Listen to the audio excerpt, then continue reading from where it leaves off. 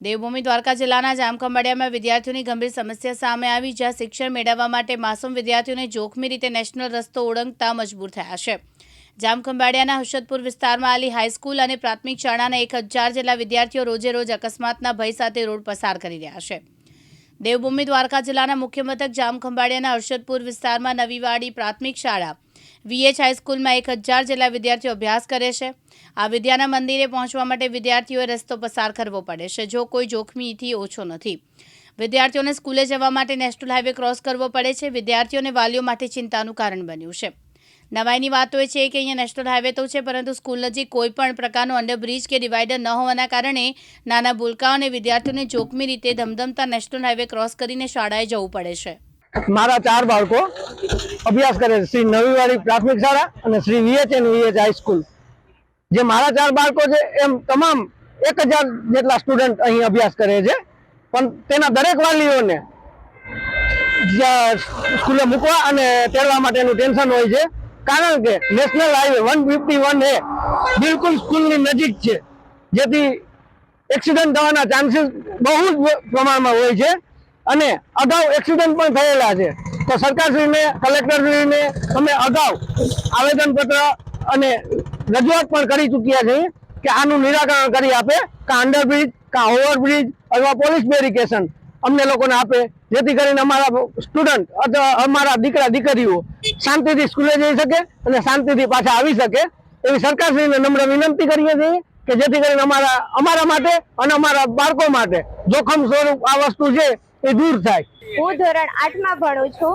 અમે આ જ સ્કૂલમાં ભણીએ છીએ અને હાઈવે બાજુમાં હોવાના કારણે અમને ખૂબ જ રોડ ટપવામાં ડર લાગે છે, જેના કારણે અમે અભ્યાસમાં પૂરતો ધ્યાન નથી દઈ શકતા અને અમે સવારે જ્યારે આવતા હોઈએ છીએ નિશાળે ત્યારે પણ અમને ખૂબ જ ડર લાગતો હોય છે.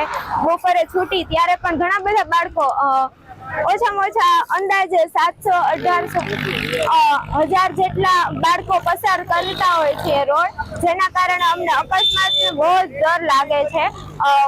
વધારે ગાડીઓ આમથી આમ થતી હોય, અમને શું કહેવાય, રોડ ટપવાટાને બહુ જ બીક લાગતી હોય, પણ અમે અભ્યાસમાં પણ એને ધ્યાન ભટકતું હોય છે રોડમાં, કારણ કે રોડ વધારે હાઈવે છે એટલે વાહનો વાળા ધીમે તો ન હકાલી શકે, એટલે પછી વાહન સ્પીડમાં જતા હોય અને અમને રોડ ટપવાટાને ડર લાગતો હોય તો સરકારશ્રીને નમ્ર વિનંતી કે અમને અંડરબ્રિજ કે પુલ કે કરી દે તો વિદ્યાર્થીઓ સરળતાથી આવ જાવ કરી શકતા હોય અને સ્કૂલે આવવાનો કોઈ વાલીઓને કે શિક્ષકોને ડર ના લાગવો જોઈએ અને વિદ્યાર્થીઓ સરળતાથી રોડ પસાર કરી શકે, એવી રીતે અસ્તુ. જય હિન્દ, જય ભારત. હાઈવેની વાત કરીએ તો આ હાઈવે ઉપર વારંવાર એક્સિડન્ટ થતા હોય છે. ખાસ કરીને અહીંયા નવીવાડી પ્રાથમિક શાળામાં અંદાજે 1 થી 8 ધોરણમાં 700 જેટલા વિદ્યાર્થી અભ્યાસ કરે. બાજુમાં વિજય હાઈસ્કૂલ છે, તેમાં 300 જેટલા, એટલે કુલ મિલાવીને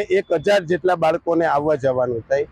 આ બાળકોને આવવા અને જવા માટે, કેમ કે સામે સંજયનગર મોટી વસાહત છે, તુલસી પાર્ક એ પણ મોટી વસાહત છે, તો ખાસ કરીને ગામમાંથી બાળકો આવતા હોય, મેઘજી પેથરા છાત્રાલયના વિદ્યાર્થીઓ હોય, આ બધાને ફરજિયાત રોડ ક્રોસ કરવો પડે છે. એટલે અત્યાર સુધીમાં લગભગ 3 વખત એવા એક્સિડન્ટ થયા કે વિદ્યાર્થીઓ એનો જીવ ગુમાવ્યો. હવે નાની મોટી ઈજાઓ વારંવાર થાય અને હાઈવે છે તો વાહન સીધું સ્પીડમાં નીકળવાનું સ્વાભાવિક છે, પણ સામેની બાજુ બાળક છે એ તો સમજુ નથી, એટલે એની મસ્તીમાં જતું હોય ત્યારે આવા એક્સિડન્ટ થવાની પૂરી શક્યતા રહેતી હોય છે. વારંવાર અમે એને સૂચના આપીએ છીએ અમારા તરફથી, પણ અમે સરકારશ્રી પાસે વારંવાર રજૂઆત કરી છે કે ભાઈ અહીંયા હાઈવે ઓથોરિટીને રજૂઆત કરી, કલેક્ટર સાહેબને આવેદન આપ્યું અને જે કંઈ લાગતા વળગતા અધિકારીઓ બધા પાસે માંગણી કરેલી છે કે અહીંયા અમને કાં તો અંડરબ્રિજ આપો, કાં એક ડિવાઈડર મૂકો, કાં ઓવરબ્રિજ આપો અને કંઈ નહીં તો પોલીસનું બેરીગેટ આપો કે જેથી કરીને થોડુંક વાહન ધીમું પડે અને આનો કંઈક નિકાલ થાય એવો પ્રયત્ન અમારી એવી માંગણી હતી કે જેથી કરીને બાળકોનું જીવ છે એ જોખમાય નહીં. જયસુખ મોદી, દિવ્યાંગ ન્યૂઝ, જામખંભાળિયા, દેવભૂમિ દ્વારકા.